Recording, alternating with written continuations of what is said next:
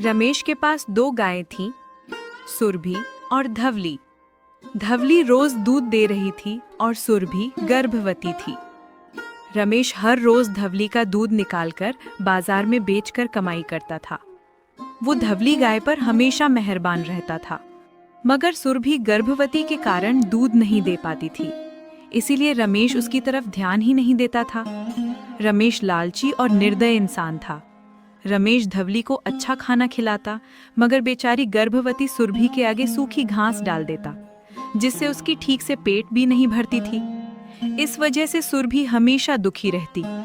धवली बहन, देखो तो ये रमेश कितना लालची है। मैं इसे दूध नहीं देती तो मुझे सूखी घास खाने को देता है, और तू इसे दूध देती है इसीलिए ये तुझे अच्छा खाना देता है। ये तो गलत है ना बहन? सुरभि बहन, तुम दुखी मत हो। जब तुम्हें बच्चा पैदा होगा और तुम इसे दूध देने लगोगी, ये तुम्हें भी अच्छा खाने को देगा और अच्छा से मानने भी लगेगा। तब तक पता नहीं बहन, मैं मरूंगी या बचूंगी। इस तरह भूखी प्यासी रहकर कब तक जिंदा रह पाऊंगी बहन? ऊपर से गर्भवती भी हूँ। ये कहकर बेचारी सुरभि की आंखों से आंसू भर आते हैं। धवली से सुरभि का रोना देखा नहीं जाता, तो वो सुरभि को समझाते हुए कहती है, सुरभि बहन, रो मत मेरी बहन, तुझे कुछ नहीं होगा।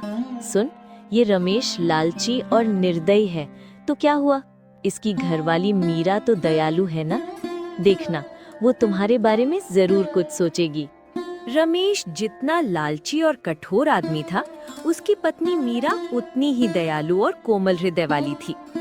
एक दिन वो रमेश को सुरभि के आगे सूखी घास डालते देख लेती है, तो उसे बहुत बुरा लगता है।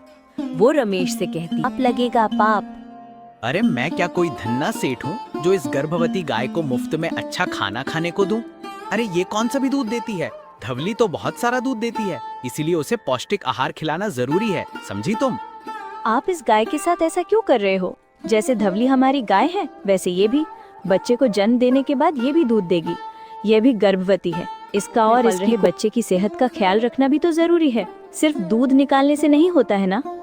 कोई जरूरी नहीं है मीरा, सूखी घास खाने से ये और इसका बच्चा मर नहीं जाएंगे।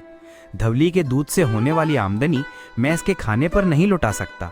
ये कहकर रमेश वहाँ से चला जाता है और मीरा सुरभि की तरफ देखती है तो उसकी आंखों से आंसू टपक रहे होते हैं। मीरा को सुरभि पर बहुत प्यार और दया है और वो स्नेह से सुरभि का माथा सहलाते हुए कहती है, रो मत सुरभि, मैं जानती हूँ कि तू गर्भवती है और इस हालत में तेरी और तेरे बच्चे की सेहत का ख्याल रखना जरूरी है। मैं तेरी रस्सी खोल देती हूँ, जा तू धवली के साथ थोड़ा हरा घास खा ले। जब तक मैं हूँ तब तक तुझे फिक्र करने की कोई जरूरत नहीं। ये कहकर मीरा सुरभि की रस्सी खोल देती है और सुरभि धवली के साथ घास खाने लगती है। ये देख धवली बहुत खुश होती है और कहती है, सुरभि बहन, तू पेट भरकर खाना खा ले, तेरा बच्चा भूखा होगा। नहीं नहीं बहन, मैं पेट भरकर खा लूंगी, तो तू क्या खाएगी? मैं तो बस इतना ही खाऊंगी कि मेरे पेट में पल रहे बच्चे को थोड़ा पोषण मिल जाए। अब रमेश जैसे ही धवली को चारा डालता, मीरा चुपके से सुरभि की रस्सी खोल देती और सुरभि धवली के साथ थोड़ा पौष्टिक खाना खा लेती। फिर कुछ देर के बाद मीरा आती और सुरभि को फिर से उसके खूंटे पर बांध जाती, मगर धवली को पूरी खुराक ना मिलने पर वो कम दूध देने लगती है। इससे रमेश का दिमाग खराब हो जाता है और वो मन में सोचता है, क्या बात है, भरपूर खुराक खाकर भी धौली कम दूध देने लगी है। आखिर इसे हो क्या गया है? ऐसा होना तो चाहिए नहीं, कुछ ना कुछ गड़बड़ तो जरूर है। मुझे इसका पता लगाना पड़ेगा। अरे क्या सोच रहे हो? क्या हो गया सुबह सुबह?